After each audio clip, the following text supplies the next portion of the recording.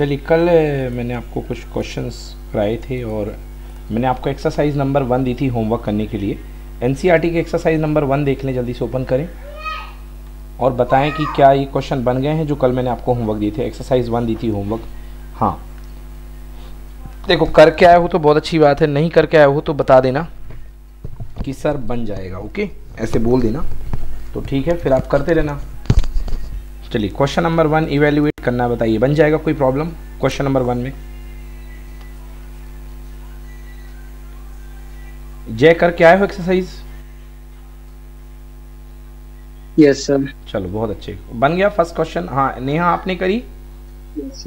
Yes sir. Very good बेटा। Question number 1 done से done, अगर आपने कर लिया तो डन बोल दो, बस मैं आगे बढ़ूँ फिर। Yes sir, done. Okay, question number 2, दोनों क्वेश्चन? Yes sir. ओके, तो सेकंड वाला नहीं बना बेटा। ओके, देखिए सो सिंपल। तो उसमें लास्ट में सर इक्वेशन आ रही सर, हाँ तो ठीक है ना, इक्वेशन ही तो लाना था। तो उधर तक आंसर खत्म। हाँ, वेरिएबल है ही नहीं है, वेरिएबल ही है क्वेश्चन में, तो आंसर खत्म हो गया। चलो question number 3 done. Yes sir, done. Neha, आपसे बन गया question 3? Yes sir. Okay, question number 4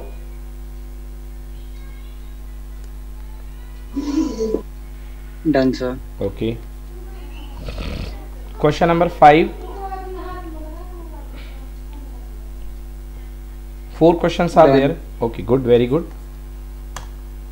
Question number 5 तो हो गया। 6, write the value of determinant A. Done? Done sir. Very good. Question number 6 done. Question number 7, find the value of x.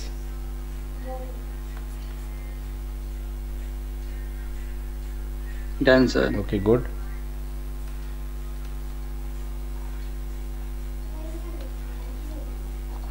चलिए, question number 8, the value of x equal to ±6, B option.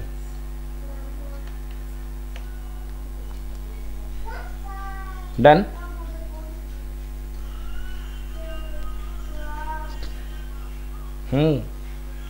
भाई answer बोलो, आ गया कि नहीं आया?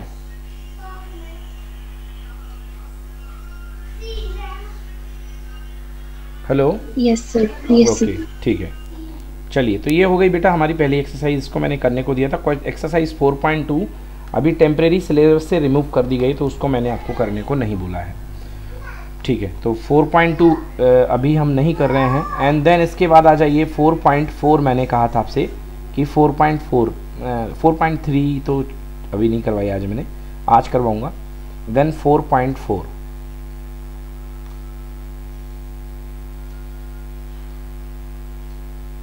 पे आ जाइए। जय, क्लास में हो?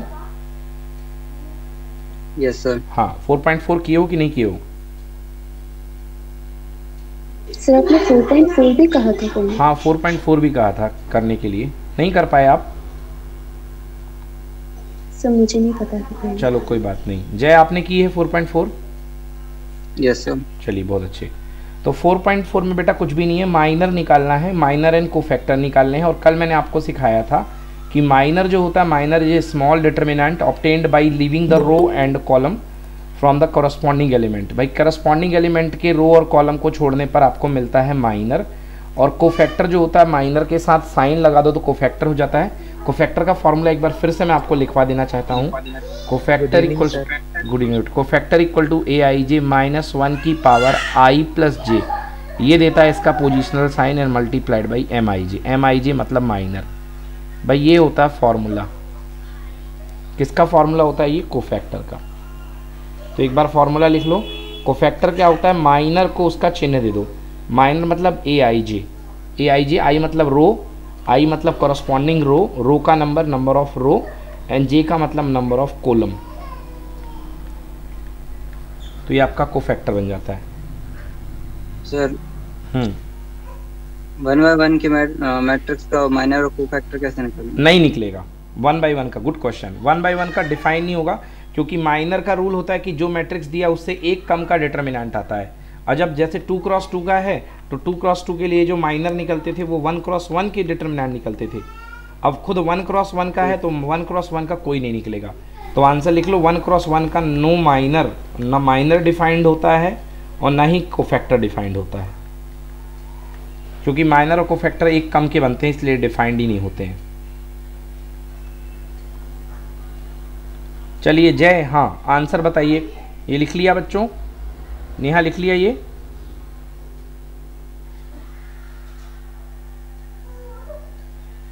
नेहा लिख लिया?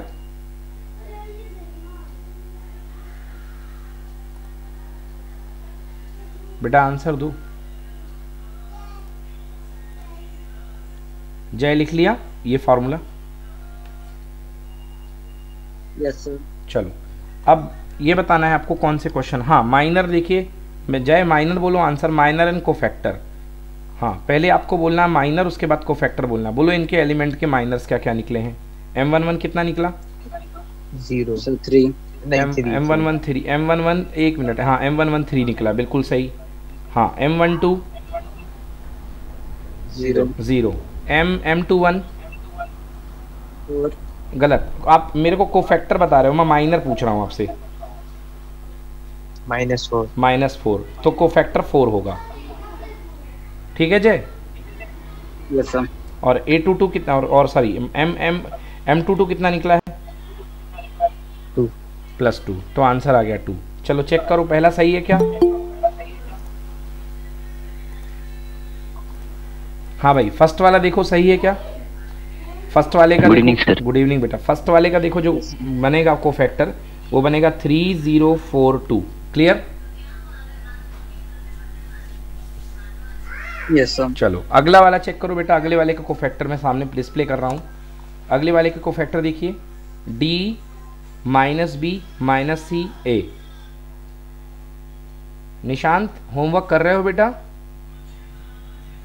ये सर कर लिया। टेस्ट लूंगा बेटा। पापा का फोन आया था आज, पूछ रहे थे कि निशांत होमवर्क करता है कि नहीं करता है। ठीक है? Yes sir. मैं देखूंगा किसी दिन बुला करके आपको कि होमवर्क हुआ कि नहीं हुआ। ये सारी एक्सरसाइज करके देना बेटा मेरे को। Okay okay sir. अपनी जवाबदारी में RD शर्मा आप लगाते रहो, तभी आपका NDA क्लियर होगा। लगाते रहिएगा। चलिए हो गया बच्चों, कर लिया ये वाला, बन गया, आंसर आ गया देखो। Yes sir. ओके देन इसके बाद इसका डिटर्मिनेंट निकालना है। इसका आपको डिटर्मिनेंट निकालना है तो सारे कोफैक्टर और सारे एलिमेंट के इसके कोफैक्टर निकालने हैं। हाँ तो बच्चों माइनर और कोफैक्टर निकालने हैं। एक बार कोफैक्टर चेक करें सब लोग। ये लिखे हुए हैं कोफैक्टर, ये सॉरी ये हाँ कोफैक्टर ही हैं। चेक कर लो बिल्कुल सही है क्या?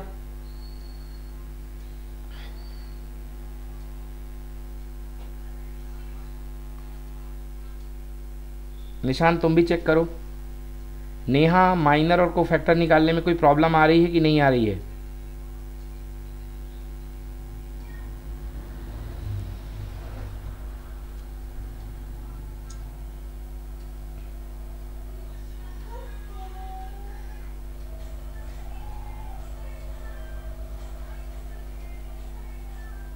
यस सर करेक्ट है सर। ओके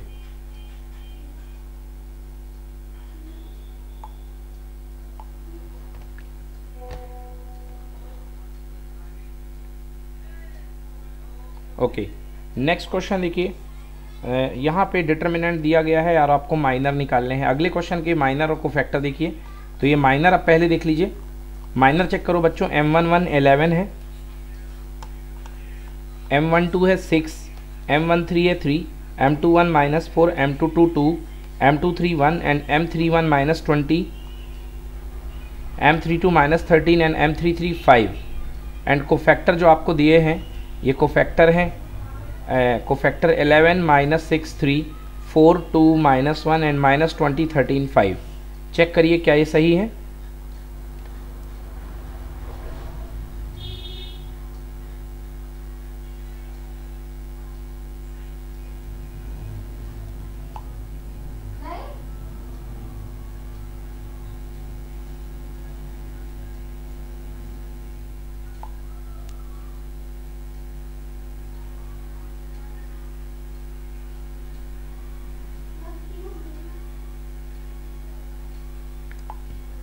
हाँ जी बोलो।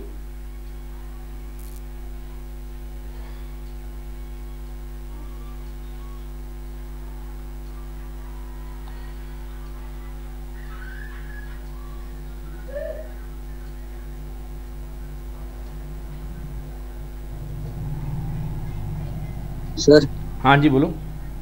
सर जो वाली कैलकुलेशन रहती सर जिसमें 10⁻11 या वगैरह ये सब रहती सर। हाँ और सर जो बेसिक कैलकुलेशन रहती सर जिसमें क्या कहते हैं यूनिट्स चेंज होती हैं सर, इस पर वीडियो बनाया क्या सर आपने?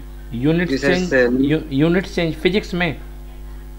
यस सर, फिजिक्स वाली। फिजिक्स में यूनिट्स चेंज होती हैं, ये वो तो यूनिट एंड डायमेंशन का पार्ट है भाई। हाँ वो तो 11th क्लास का यूनिट एंड डायमेंशन का पार्ट है बेटा वो। Yes sir. चलो देखो आ गया आंसर। Yes sir. चलो ठीक है, क्वेश्चन नंबर 3 देखते हैं। Using cofactor of the elements of second row evaluate, ये इसके आपको वो फाइंड करना है, डिटरमिनेंट फाइंड करना है। क्या फॉर्मूला लगेगा जय बता सकते हो सेकेंड रो के एलिमेंट को यूज करते हुए?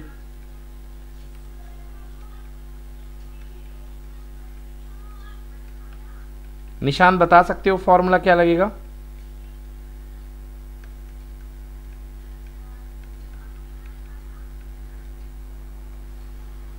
सर 2 ब्रैकेट में 9 माइनस 16 माइनस फिर 0 फिर 0 हो जाएगा फिर प्लस। ठीक है। अरे बेटा फॉर्मूला पूछा मैंने तो फॉर्मूला ये बताओ कि sir determinant equals to element और कोरस्पॉन्डिंग इसके कोफैक्टर का मल्टीप्लिकेशन होता है A21 multiplied by capital A21 है ना, plus A22 second row multiplied by उसका cofactor A22 plus A23 element of second row third column and element of 2 3। बोलो निकाल लोगे अब इसके? देखो किसके एलिमेंट आपको इसका कोफैक्टर निकालना है, इसका निकालना है 2 का 0 का 1 का।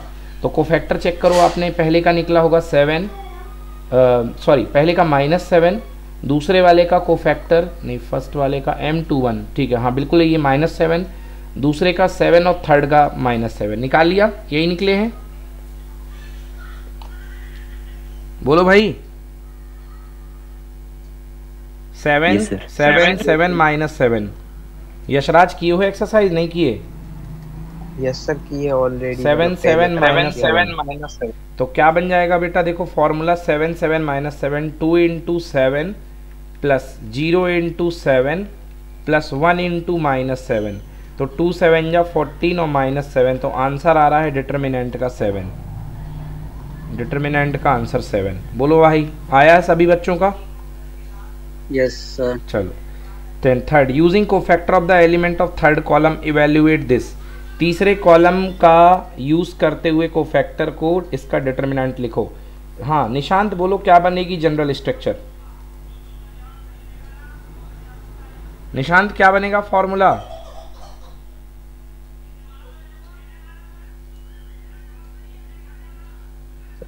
स्मॉल a1 मतलब निशांत स्मॉल a31 into एक मिनट बेटा, एक मिनट रुक जा, निशांत का रिप्लाई नहीं आ रहा है। निशांत रिप्लाई करो यार, माइक बंद करके बैठे हो तुम्हारी जब बारी आती तुम्हारा रिप्लाई क्यों नहीं आता भाई?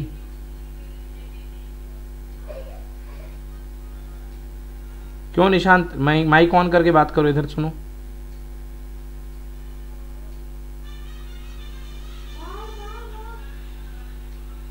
यार सवाल करता हूँ तो आंसर नहीं दे रहे हो यार, बताओ ऐसे कैसे काम चलेगा यार? कल मैंने फॉर्मूला पढ़ाया है इसका।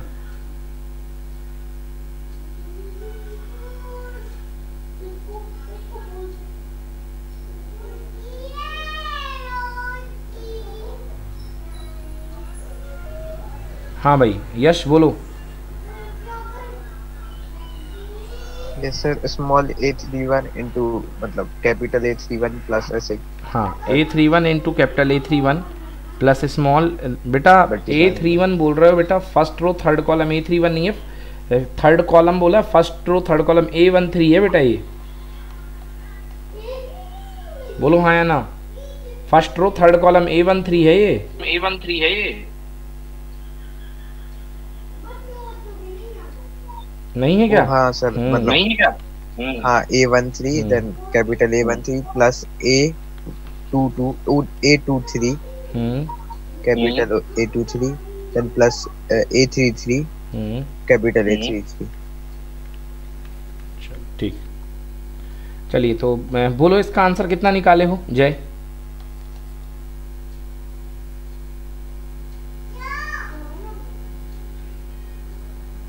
जय आंसर बोलो, डिटरमिनेंट कितना आया?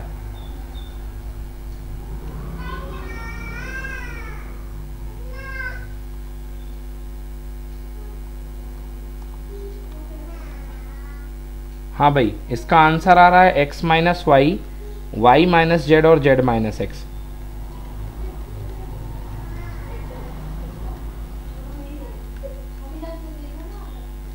जब मैं पूछता हूँ आंसर के लिए तो नेटवर्क ही गोल हो जाता है, पता नहीं।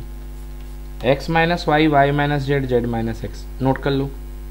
चलिए अगला आप देखिए। Yes sir. हाँ ठीक है, ये हो गया x minus y, y minus z and z minus x. बेटा यस, तुम्हारा जो आउटपुट है साउंड का वो बहुत तेज है, मेरी आवाज़ पूरी रिफ्लेक्ट होके वापस आ रही है। For the matrices A into B का whole transpose equal to B transpose into A transpose. ये क्वेश्चन भाई देखो अपन ने पहले भी कर रखा है। ये ट्रांसपोज मैट्राइसिस, कॉम्प्लीमेंट मैट्राइसिस अपन ने पहले भी पढ़ाया था, बी ट्रांसपोज ए ट्रांसपोज। बोलो कर रखा है कि नहीं कर रखा है? Yes sir. Yes sir. तो ये ट्रांसपोज मैट्राइसिस तो अपन कर चुके हैं। प्रॉपर्टी मैंने पढ़ रखा था कि A इंटू बी का whole transpose equal to B transpose multiplied by A transpose. तो ये क्वेश्चन आप खुद कर चुके होंगे, कोई प्रॉब्लम नहीं है, इसको अपन करवा चुके हैं तो इसको यहाँ पे अब वक्त नहीं देंगे। ये वाला क्वेश्चन हो चुका है। चलिए ये हो गया। अब अगले टॉपिक में हम एडजॉइंट फाइंड करते हैं, बट उसके पहले एक छोटी सी एक्सरसाइज बाकी है जिसमें हेडिंग डालिए बच्चों, एरिया ऑफ ट्रायंगल। हेडिंग डालिए आज की, एरिया ऑफ ट्रायंगल।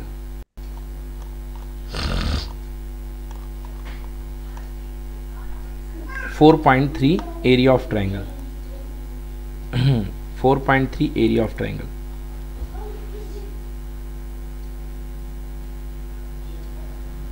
तो आपको इसमें करना क्या है, आपको इसमें जो ट्रायंगल है उसका एरिया आपको निकालना है। सो हम एरिया ऑफ ट्रायंगल पढ़ने वाले हैं। इसके पहले आपने क्लास 10th में एरिया ऑफ ट्रायंगल पढ़ा था, वो मैं याद दिलाता हूँ आपको कि कैसे हमने 10th क्लास में एरिया ऑफ ट्रायंगल निकालना सीखा था।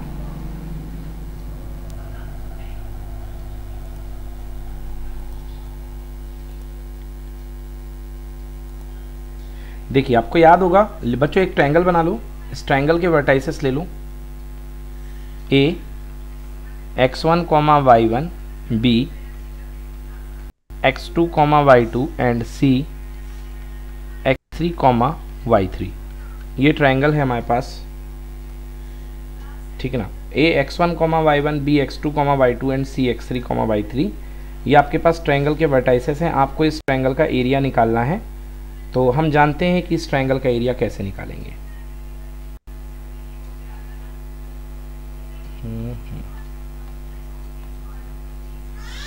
देखिए बच्चों, ये आपके पास कोई ट्रायंगल है, स्क्रीन तो प्रेजेंट है, हाँ भाई। एक ट्रायंगल का जो पहला वर्टाइसेस है A, suppose it is x1, y1 and second vertices is B, suppose it is x2, y2 and third vertices is C, suppose x3, y3। बच्चों अगर आपने याद होगा, आपको 10th क्लास में आपने इसका एरिया निकाला था, इसके लिए एक फॉर्मूला मैंने आपको याद करवाया था। एरिया इक्वल टू 1/2, फिर बॉक्स लगवाता था मैं यहाँ पे x1 करता था और मैं कहता था 1 2 3 का ऑर्डर याद रखो। तो y2 माइनस y3, फिर यहाँ पे आता था x2 और यहाँ पे आता था कितना बेटा, 2 के बाद 3 और 1, y3 माइनस y1 और फिर x3 आता था और यहाँ पे आता था y1 माइनस y2। बच्चों याद आया आपको? Yes sir. ये एरिया हमने पढ़ा था बेटा। इसी एरिया को अब डिटरमिनेंट में हम लोग लिख देते हैं। तो इसी एरिया को डिटरमिनेंट मेथड से कैसे लिखेंगे, तो लिखो area equals to 1/2 determinant of x1, x2, x3, y1, y2, y3 and 1 1 1। ये बच्चों एरिया है 1 1 1, ठीक है ना। इस तरीके से अब इसको सॉल्व कर लो, एरिया यही आएगा। अब आप यदि डिटरमिनेंट खोलोगे ना तो यही फॉर्मूला बन जाएगा आपका पुराना वाला। तो इसलिए आपका एरिया आ जाएगा, देखो मैं डिटर्मिनेंट आपके लिए ओपन कर देता हूँ। तो जो एरिया आएगा, एरिया इक्वल टू, सबसे पहले डिटर्मिनेंट खुलेगा तो कौन आएगा बेटा, x1 आएगा। x1 के बाद देखो y2 1 जा y2 एंड y3 1 जा y3, तो y2 माइनस y3, ये इसका माइनर ओपन हो गया। देन सेकेंड एलिमेंट का माइनर के साथ कौन सा साइन आता है, माइनस का, तो माइनस x2, और यहाँ पे y1 1 जा y2 और y3, तो यहाँ पे आएगा y1 माइनस y3, और लास्ट में कौन आएगा, x3। तो यहाँ पे इसको ओपन कर दो, तो x3 का ये एलिमेंट है, रो और कॉलम छोड़ दो तो आएगा y। सेकंड वाले का साइन चेंज हो गया। वेरी गुड बेटा, गुड ऑब्जर्वेशन। अब मैं आपको बताता हूँ सेकंड वाले का साइन चेंज है। एक काम करो, इस माइनस साइन को अंदर भेज दो, तो देखो 1/2 x1 y2 माइनस y3, जैसे माइनस साइन अंदर भेजोगे तो x प्लस में कन्वर्ट हो जाएगा, और अब ये हो गया y3 माइनस y1। तो देखो बात एक ही है कि नहीं है? Yes sir. भाई अपन ने माइनस साइन अंदर भेज दिया, चलो नोट कर लो। तो ये इसका फॉर्मूला है, ठीक है ना, ये स्लाइड में भेज दूंगा आप ग्रुप में। तो ये इसका फॉर्मूला इस तरीके से बनता है। Clear sir? इसमें डिफरेंस क्या है सर? कोई डिफरेंस नहीं है, बट आप ये मेथड अब नहीं लगा सकते हैं, ये मेथड आप अप्लाई नहीं कर सकते हैं। अगर एरिया आपको निकालने को बोला गया तो आप ये मेथड अप्लाई नहीं कर सकते हैं। यस बट सर फॉर्मूला तो सर वही सेम है ना सर? अरे भाई बिल्कुल सेम है, बट अपन 12th क्लास में 10th क्लास का फॉर्मूला नहीं लगाएंगे, बस यही लॉजिक दिया है, ठीक ना। मतलब सर, मतलब लिखने का तरीका सर चेंज कर। हाँ बस ये लिखने का तरीका, और ये ज़्यादा सिंपल है ना अपने लिए, ज़्यादा सिंपल है अपने लिए, कोई दिक्कत नहीं है इसमें। एरिया ऐसे निकाल लेंगे, बोलो बन जाएगा ना, x1 x2 x3 y1 y2 y3 1 1 1। Clear sir? अगर सर उसका यस सर डिटरमिनेंट ही निकाला है ना सर? हाँ डिटर्मिनेंट ही एरिया है, तो डिटर्मिनेंट एरिया आपको बताता है। तो डिटर्मिनेंट का एप्लीकेशन क्या होता है, एरिया निकालने में।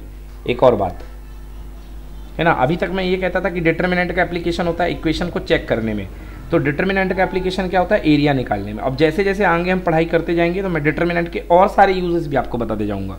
अभी मैंने दो चीज़ें बता दी कि एक जगह निकाल कंसिस्टेंसी चेक करने में और दूसरा एरिया चेक करने में, है ना। अब जैसे जैसे आगे पढ़ाई होती जाएगी ना, आपको और पता चल जाएगा कि डिटर्मिनेंट क्या क्या कर सकता है। समझ गए? बोलो डन, बोलो बच्चों done. Yes sir done. Okay, अब मैं एक चीज़ आपको और बताता हूँ बच्चों, कि अगर मान लो किसी बच्चे ने, आपने एरिया निकालना था, एरिया आपको निकालना था, एरिया आपने लिखा 1/2 x1 x2 x3 y1 y2 y3 and 1 1 1, ऐसे सॉल्व किया। गलती से बाय मिस्टेक अगर आपने एरिया ये लिख दिया, फॉर्मूले में आपने क्या किया 1/2, तो बच्चों यहाँ पे कर दिया x1 x2 x3 y1 y2 y3 and 1 1 1। मतलब क्या कर दिया बच्चों, आपने रो को कॉलम में कन्वर्ट कर दिया, मतलब इसकी जगह आपने इसका ट्रांसपोज ले लिया। तो आपको पता है अगर इसका एरिया जो आ रहा है, इसका एरिया जो आ रहा है ना, दोनों का एरिया सेम आएगा, दोनों का एरिया सेम आएगा।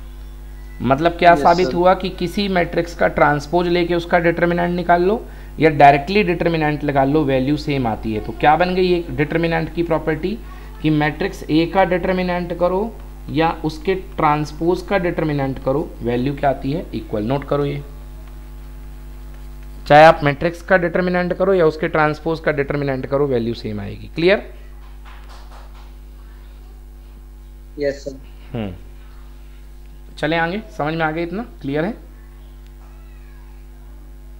Yes sir. चलिए नेक्स्ट, अगली प्रॉपर्टी लिखिए।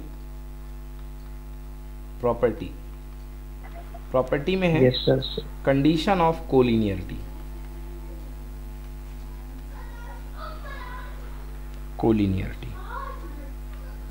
अब बच्चों खुद से बताओ, अगर 3 पॉइंट ये जो थे, ये था x1 y1 और ये था x2 y2 जो, और x3 y3, अगर ये कोलिनियर हो जाएंगे, तो पहले तो ट्रायंगल बन रहा था, अब ये पॉइंट खसक करके उसी लाइन पे आ गया, तो बताओ ट्रायंगल बनेगा कि नहीं बनेगा?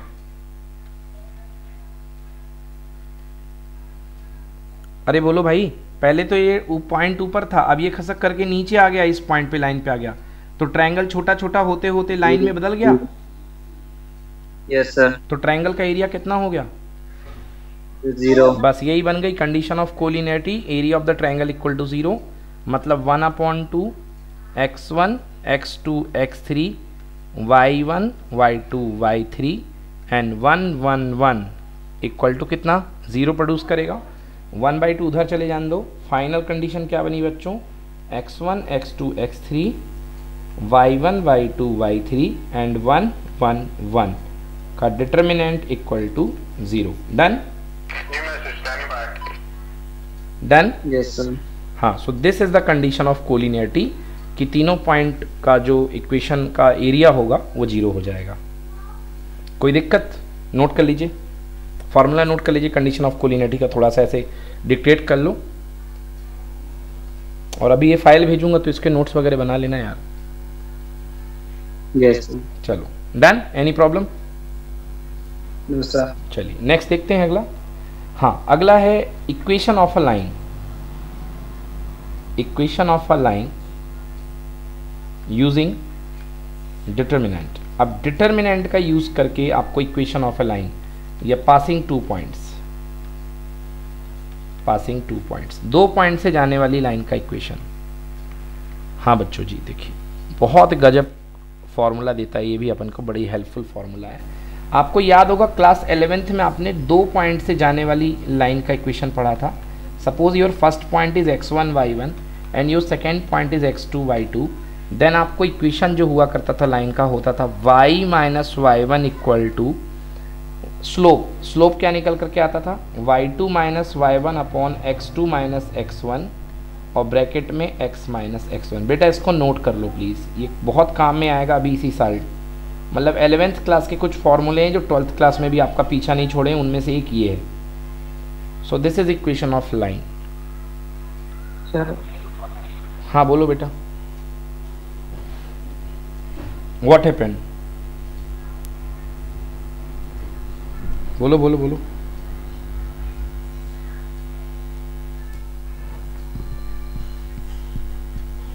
बोलो। यश कुछ बोल रहे थे?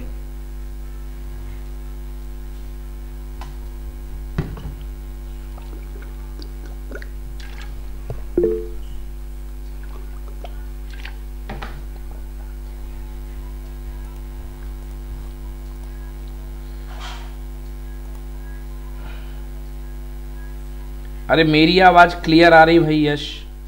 क्यों जय, मेरी आवाज मिल रही clear? Yes sir.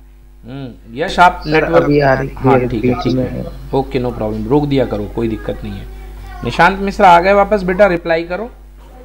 Yes sir. Nishant गलत बात है यार, ऐसी क्लास कैसी, तुम बीच बीच में कहाँ चले जाते हो? कितना बुलाया मैंने तुम्हें? सर कब? हाँ कब भाई? अभी क्लास में। सर मैं तो यही था, क्लास में हूँ। देखना अभी वीडियो फीड आएगा इसका, देखना उसमें मैंने आपको 10 बार बुलाया, आप आए ही नहीं हो, जवाब ही नहीं दे रहे हो आप।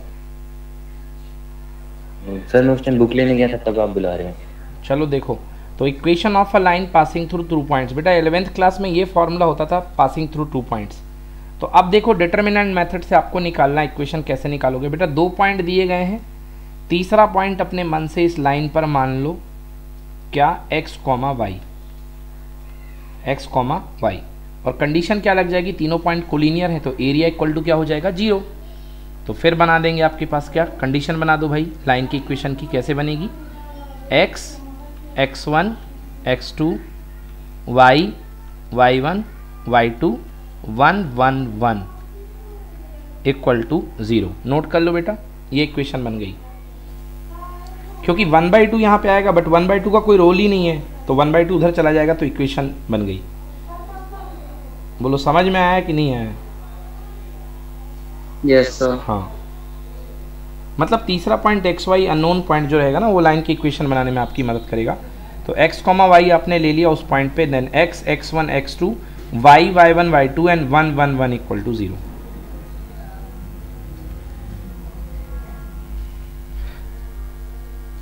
तो ये बन गई आपकी इक्वेशन ऑफ लाइन।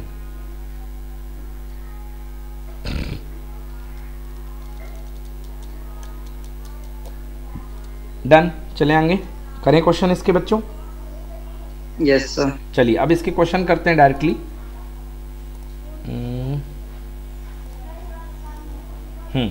चलिए पहला क्वेश्चन कीजिए बच्चों, सभी जल्दी लोग। एग्जाम्पल बच्चों आप लोग करिएगा, पूरे होमवर्क डालो ऑल एग्जाम्पल। बहुत ही सिंपल क्वेश्चन एग्जाम्पल के। पहला क्वेश्चन करिए, find the area of the triangle. चलो पहला वाला क्वेश्चन करो। ये वर्टाइसेस दिए गए हैं और इससे एरिया निकालना है।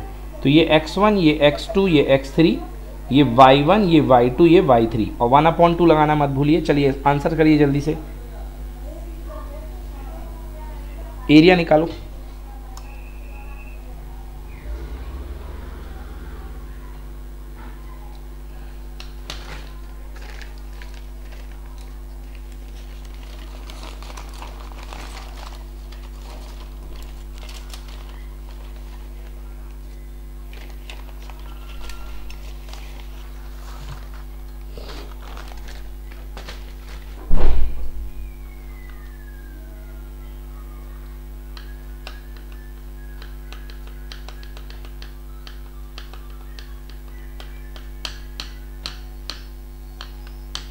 डन, आगे आंसर बच्चों 15/2।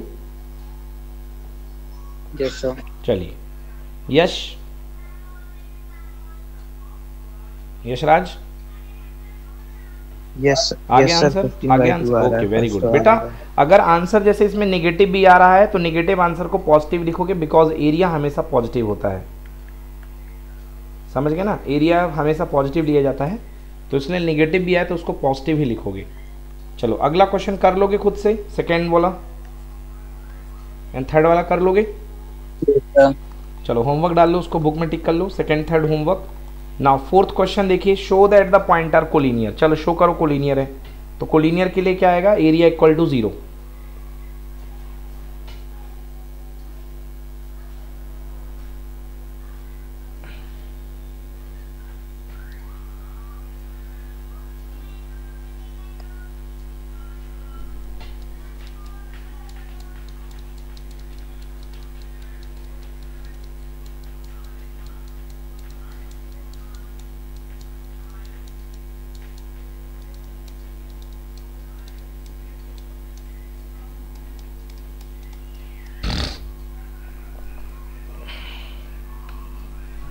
सेकंड वाले का 47/2 आ रहा है।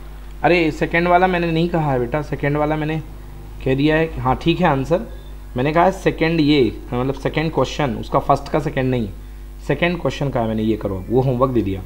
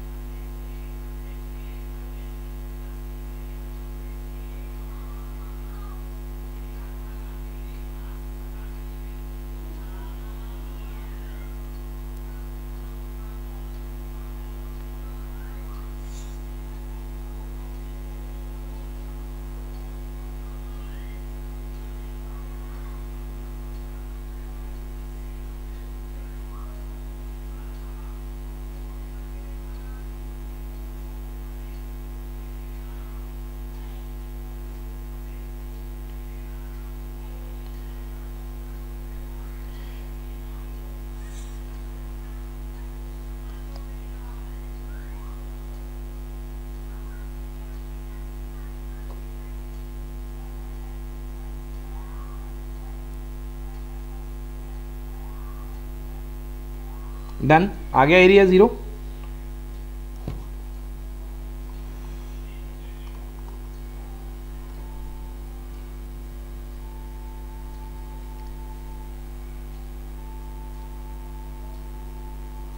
Yes sir.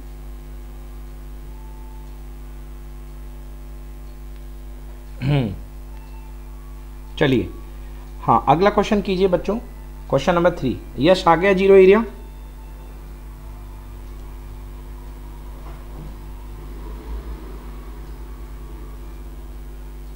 यश यस सर, वो थोड़ा नेटवर्क एरर हो रहा है मेरे साथ। नहीं 0 आ गया आंसर।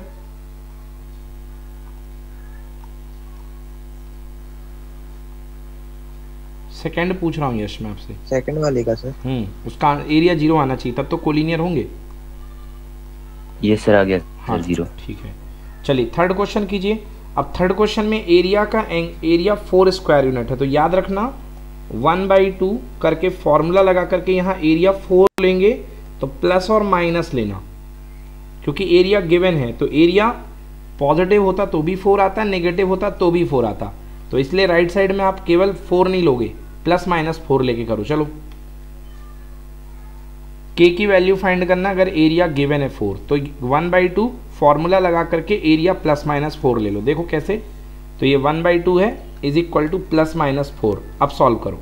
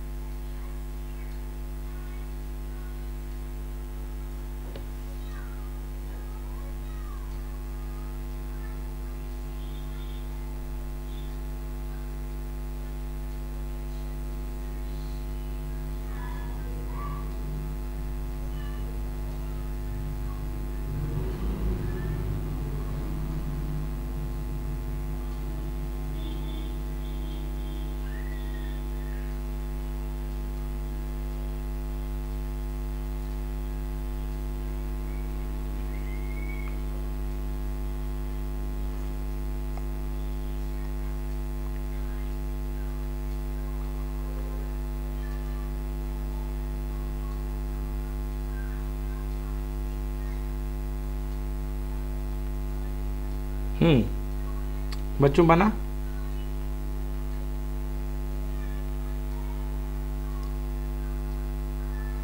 Yes sir. आ गया आंसर? Yes, के की वैल्यू आ गई? Yes sir.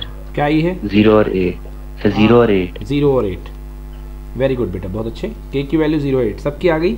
जय आपके आ गई वैल्यू? Yes sir.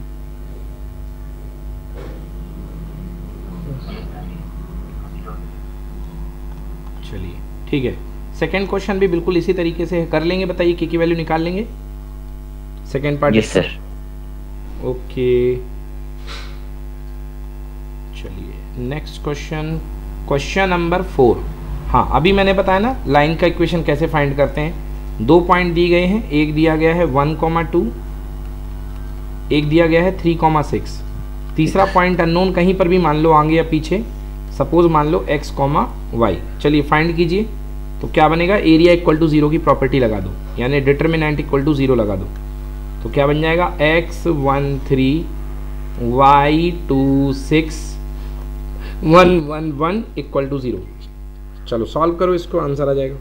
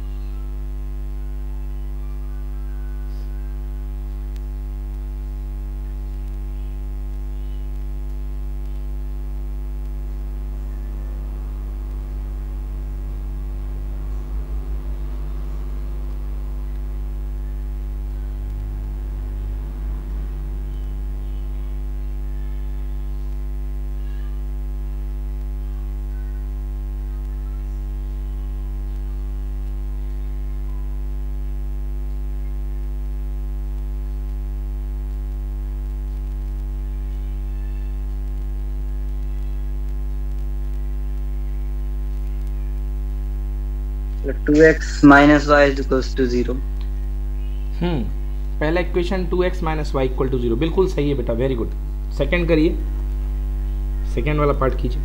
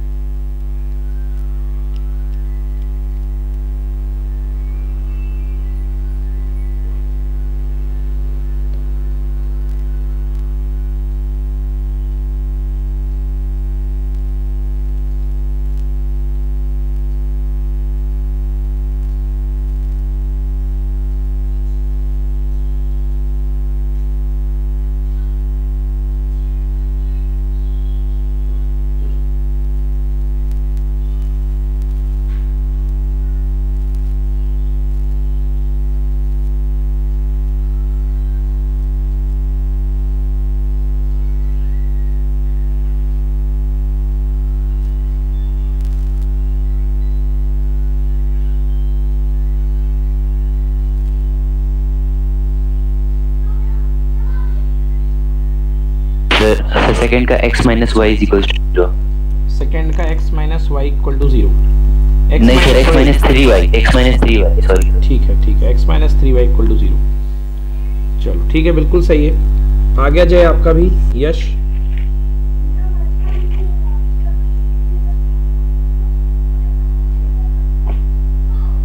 चलो नेक्स्ट क्वेश्चन करो बेटा, question number 5th, last question है क्वेश्चन नंबर 5th इस एक्सरसाइज का। अगर एरिया गिवन है तो आपको k की वैल्यू बतानी है। वेरी सिंपल क्वेश्चन, जैसे अभी किया वैसे ही है।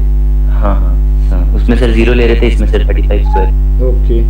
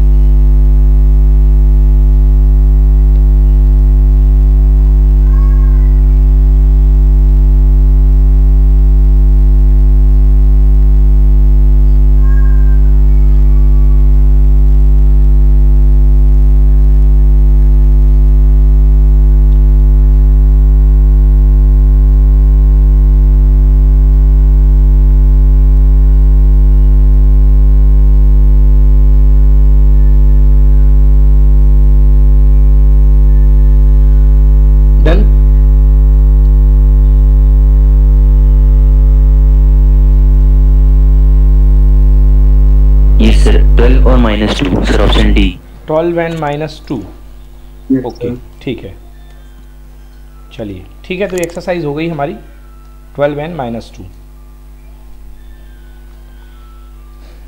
ठीक है, तो ये भी एक्सरसाइज हुई। अब अगली एक्सरसाइज करते हैं बच्चों, जिसमें हमारे को पढ़ना है 4.6।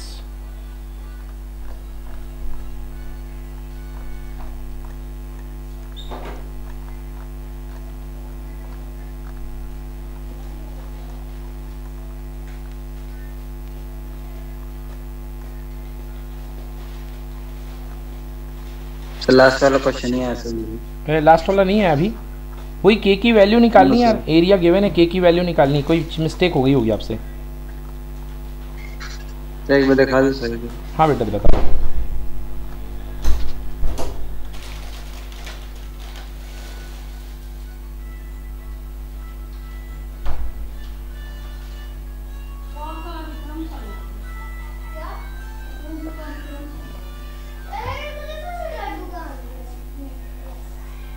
ये देखो इसमें क्या कह रहा है कि एरिया आपको गिवन है 35। तो बेटा लास्ट में यहाँ पर आपके पास 25 माइनस 5 क्या है, डिटरमिनेंट की नहीं आया। डिटरमिनेंट सॉल्व किया ये वाला। यस सर किया। 25 माइनस 5 के आया जय कि नहीं आया? यस सर आ गया। तो फिर क्या दिक्कत है? 25 माइनस 5 के आया है एरिया, और ये एरिया किसके इक्वल है? प्लस माइनस 35 लेना पड़ेगा 35, क्योंकि एरिया 35 है, वो प्लस और माइनस में भी हो सकता है, गिवन है ना। तो गिवन चीज़ को आपको प्लस माइनस 35 में भी लेना है।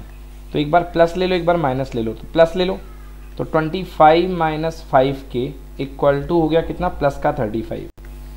तो माइनस 5 के इक्वल्स टू 35 माइनस 25, तो माइनस 5 के इक्वल्स टू हो गया 10।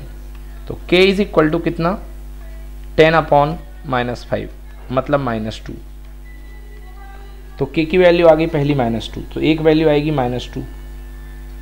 ये देखो एक वैल्यू आ गई -2। अब एक बार k की एक बार क्या ले लो वैल्यू -35, अभी प्लस 35 ली थी, एक बार -35। तो 2k 25 minus 5k equal to -35। तो एक काम करो 5k को इधर ले जाओ और 25 प्लस 35 कितना होता है? 5k इक्वल टू 60 हो गया। तो 5 से कितने बार कट गया? 12 बार। तो k इक्वल्स टू 12। तो -2, 12। बोलो clear? Yes sir. Yes sir. D answer correct है। Yes sir. चलिए अगला टॉपिक लिखते हैं बच्चों। लिखिए अगला टॉपिक है एडजॉइंट ऑफ अ मैट्रिक्स। अगला टॉपिक अपन को पढ़ना है, हेडिंग डालिए adjoint of a given matrix.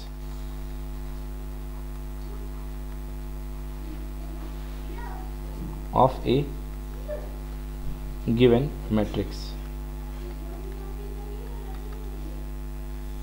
Adjoint of A given matrix. देखिए बच्चों कैसे करते हैं। फॉर एग्जांपल आपके पास कोई मैट्रिक्स दिया गया है ए, और वो ए मैट्रिक्स है A11, A12, A13, A21, A22, A23, A31, A32, A33। ये आपके सामने मैट्रिक्स दिया गया है। तो आप क्या करो बच्चों, एडजॉइंट निकालने के लिए सबसे पहले हर एलिमेंट का कोफैक्टर निकाल लो। हर एलिमेंट का कोफैक्टर। तो कोफैक्टर कैसे निकलेगा? वैसे ही एलिमेंट को छोड़ करके कॉरस्पॉन्डिंग रो और कॉलम लेकर के उसका माइनर निकाल लो, और माइनर के साथ उसका जो साइन है प्लस है तो प्लस दे दो, माइनस है तो माइनस दे दो, वो बन जाएंगे कोफैक्टर। तो आपके पास जो इसके कोफैक्टर निकलेंगे वो कोफैक्टर आपने निकाल करके रख लिए। सपोज एक कोफैक्टर निकला A11, फिर अगले का निकला A12, फिर अगले का निकला A13, फिर निकला A21, फिर A22, ऐसे करके आपने सारे कोफैक्टर निकाल लिए।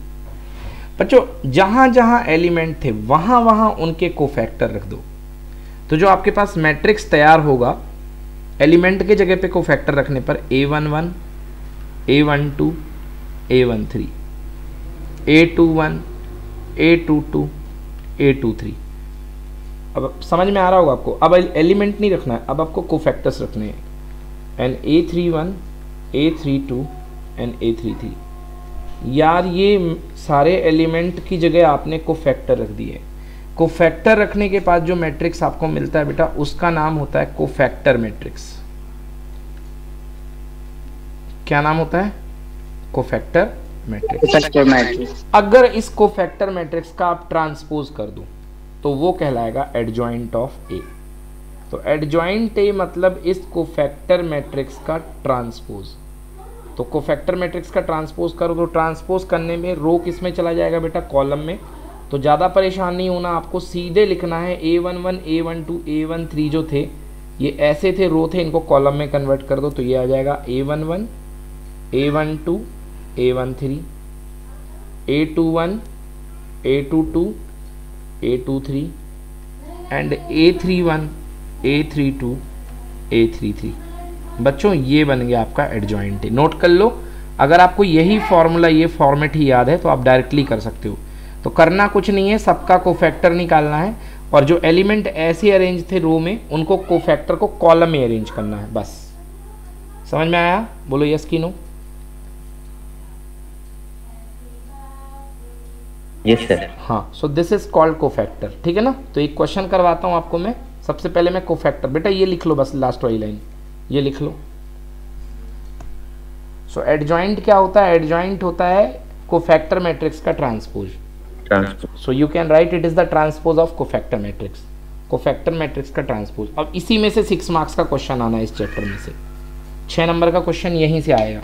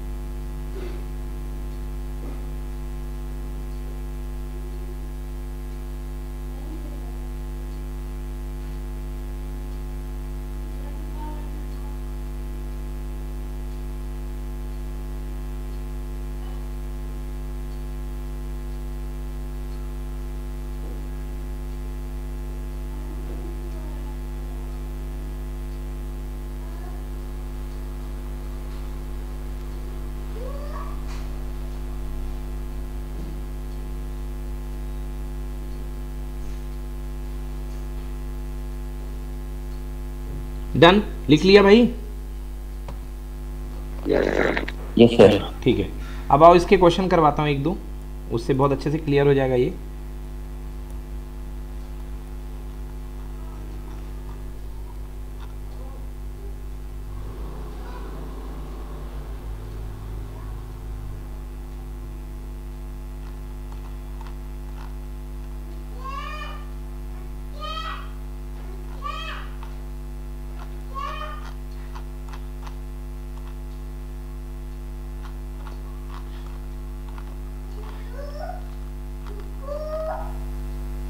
चलिए पहला क्वेश्चन देखिए, 4.5 एक्सरसाइज का पहला क्वेश्चन है, find adjoint of a given matrices. तो एडजॉइंट के लिए बेटा सबसे पहले कोफैक्टर निकाल लो।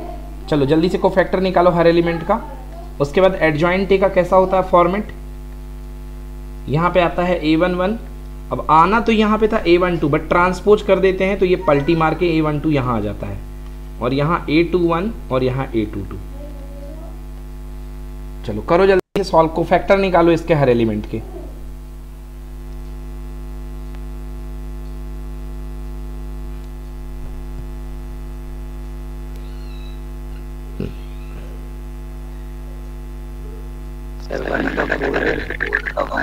जय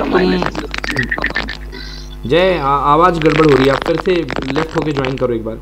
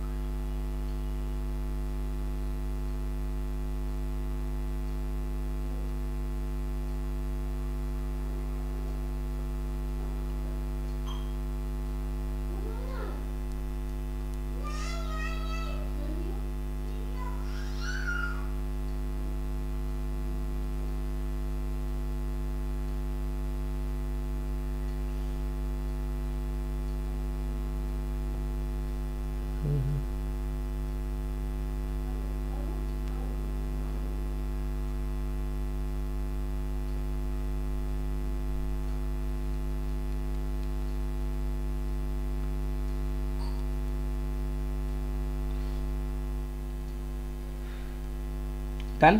हाँ बोलो जय, कोफैक्टर आया? Yes sir. कोफैक्टर देखो कितना आया बेटा, 4 -3 -2 1, यही आया ना। Yes sir. हाँ तो अब इनको कैसे अरेंज कर दो, यहाँ पे 4 आएगा, -3 आना इधर था बट ट्रांसपोज कर दोगे तो यहाँ पहुँच जाएगा 4 -3 और इधर पे -2 और इधर पे 1। तो ये आपके पास बन गया बेटा adjoint of A equal to 4 -3 -2 1। Clear? Yes sir. इसको बोलते हैं एडजॉइंट, ठीक है ना। अब इसकी शॉर्ट ट्रिक नोट कर लो, 2x2 के लिए शॉर्ट ट्रिक। शॉर्ट ट्रिक है प्रिंसिपल को पलटो, मतलब ये प्रिंसिपल डायगोनल होता है, इसको पलट दो। पलट दोगे तो 1 4 है तो ऊपर आ जाएगा 4, नीचे आ जाएगा 1, एंड सेकेंडरी का साइन चेंज, तो -3 -2। तो 2x2 के लिए क्या ट्रिक होती है एडजॉइंट की, प्रिंसिपल को पलटो, सेकेंडरी का साइन चेंज। तो कोड वर्ड लिख लो, प्रिंसिपल को पलटो, पलट दो, प्रिंसिपल डायगोनल को पलट दो, डायगोनल को प्रिंसिपल बोलते हैं, प्रिंसिपल डायगोनल सेकेंडरी डायगोनल। ये जो लेफ्ट टू राइट डायगोनल होता है ये प्रिंसिपल डायगोनल होता है और ये सेकेंडरी डायगोनल, एंड सेकेंडरी का साइन चेंज। चलिए ये हो गया। लास्ट क्वेश्चन करिए, ये वाला क्वेश्चन नंबर 2, एडजॉइंट फाइंड करो इसका। इसमें नहीं लगेगी ये ट्रिक क्योंकि ये 3x3 का है, ये ट्रिक केवल 2x2 के लिए लगती है। अब 3x3 के लिए सबके जल्दी से कोफैक्टर निकालो।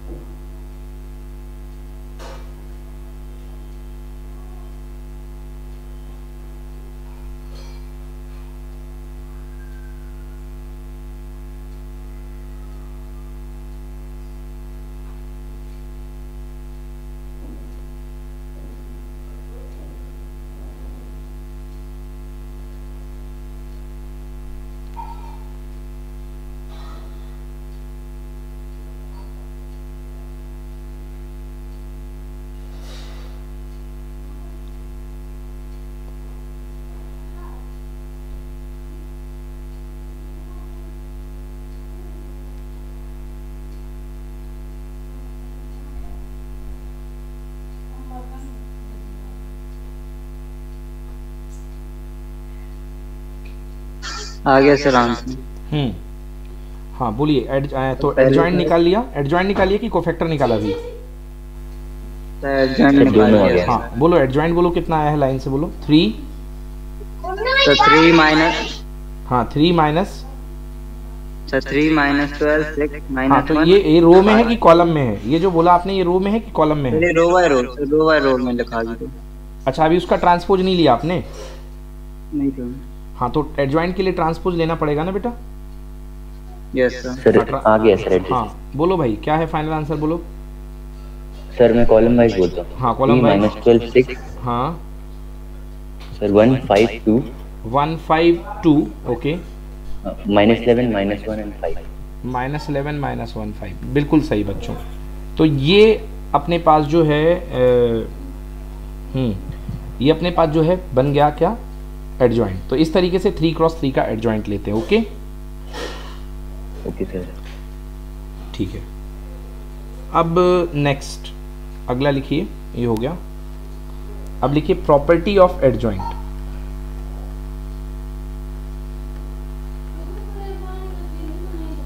प्रॉपर्टी ऑफ एडजॉइंट, तो एडजॉइंट मैट्रिसेस की प्रॉपर्टी। जय आ गया आंसर पिछला बेटा? जय yes sir.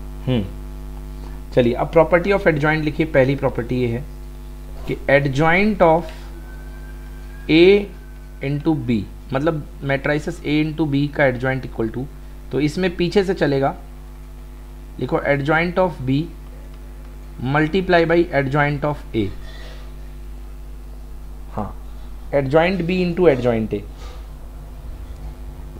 Okay adjoint B into adjoint A. Next second, अगली property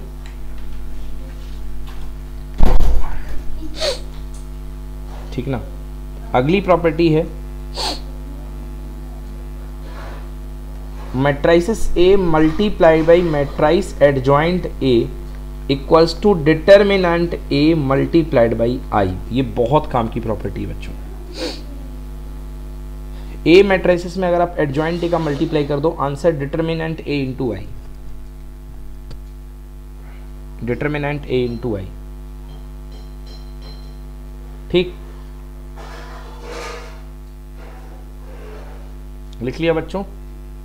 A into adjoint A equal to determinant A into I. और एक चीज याद रखना बच्चों कि ए और एडजॉइंट ए का मल्टीप्लिकेशन कम्यूटेटिव होता है। तो चाहे आप A into adjoint of A करो या चाहे आप adjoint of A multiplied by A करो, ये कम्यूटेटिव होता है और हर बार आपका जो आंसर आएगा वो आएगा determinant A into I. Done? Yes sir. Okay fourth property लिखो। दो मैट्रिसेस ए और बी हैं, तो मैट्रिक्स ए इंटू बी के मल्टीप्लिकेशन का whole determinant equal to determinant A into determinant B. Matrix A और बी के मल्टीप्लिकेशन का whole determinant equal to determinant A into determinant B.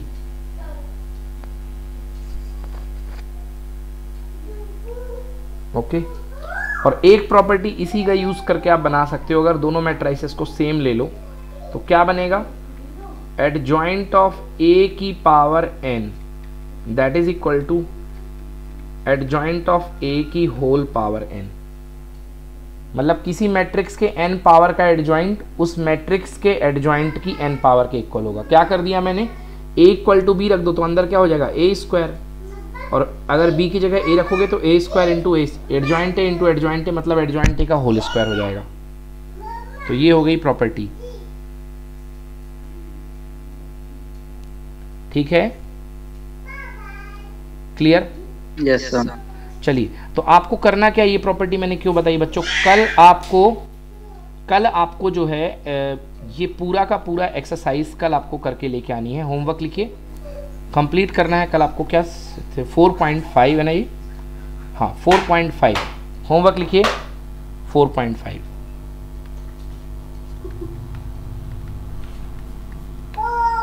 Homework लिखिए कल 4.5 आपको होमवर्क। एक प्रॉपर्टी लास्ट और लिख लो, ये मेरे को आज करानी थी स्टार्ट में बट मैं थोड़ा सा ध्यान नहीं भूल गया। एक प्रॉपर्टी ये लिख लीजिए, आपने अगर एक्सरसाइज करी है तो आपको समझ में आया होगा। अगर कोई आप के कांस्टेंट का मल्टीप्लाई करके डिटर्मिनेंट लेते हैं तो के ए का determinant equal to k to the power n times of determinant A. ये k to the power n times of determinant A. जैसे इसका एक क्वेश्चन आपके एनसीईआरटी में है कि डिटर्मिनेंट ए की वैल्यू अगर 3 दी गई है तो क्वेश्चन पूछा गया आपके एनसीईआरटी में कि 3a का डिटर्मिनेंट क्या होगा। और डिटर्मिनेंट ए की वैल्यू आपको 3 दी गई है, तो 3a का डिटर्मिनेंट क्या होगा, तो यहाँ पे क्या कर दिया, इसका मल्टीप्लाई कर दिया। तो फॉर्मूला क्या होता है, के ए का determinant equal to k to the power n, तो यहाँ पे आएगा 3 की पावर n बाहर हो जाएगा मल्टीप्लाइड बाई डिटर्मिनेंट a। और n क्या होता है भैया, n मतलब होता है ऑर्डर, तो इस मैट्रिक्स का ऑर्डर जो आपकी बुक में दिया हुआ है वो है 3×3, तो पुट कर दो, तो 3 की पावर 3 मल्टीप्लाइड बाई डिटर्मिनेंट ए भी आपको प्रोवाइडेड है 3, तो बच्चों आंसर आएगा 27 इंटू 3 मतलब कि 81। बोलो क्लियर कि नॉट क्लियर? Clear sir.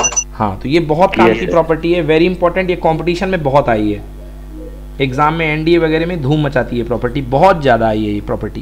तो एक बार फिर से मैं लिख देता हूँ आपके लिए, किसी मैट्रिक्स के ए का determinant equal to k to the power n, मतलब n क्या है, order, multiplied by determinant a, मतलब जो आप मल्टीप्लाई करते हो के, वो अपनी ऑर्डर निकाल करके बाहर आ जाता है पावर में। ठीक है, यस सर। तो ये हो गया। तो ये प्रॉपर्टी बहुत काम की है जो मैंने लिखाई, एक बार मैं यहीं पे साथ में लिखे देता हूँ, स्क्रीनशॉट ले लीजिए ये इस प्रॉपर्टी का भी, आपकी पूरी प्रॉपर्टी में से कुछ ना कुछ आपको जरूर मिलेगा एग्जाम में। तो के ए का whole determinant equals to k to the power n multiplied by determinant A, ये प्रॉपर्टी है। कल मैं आपको 2 प्रॉपर्टी और कराऊंगा ज़बरदस्त वाली, तो कल जब आप इतनी प्रैक्टिस करके आएंगे तो कल मैं आपको 2 प्रॉपर्टीज़ और कराऊंगा। चलिए, तो आज के लिए इतना ही, कल ये चैप्टर आपका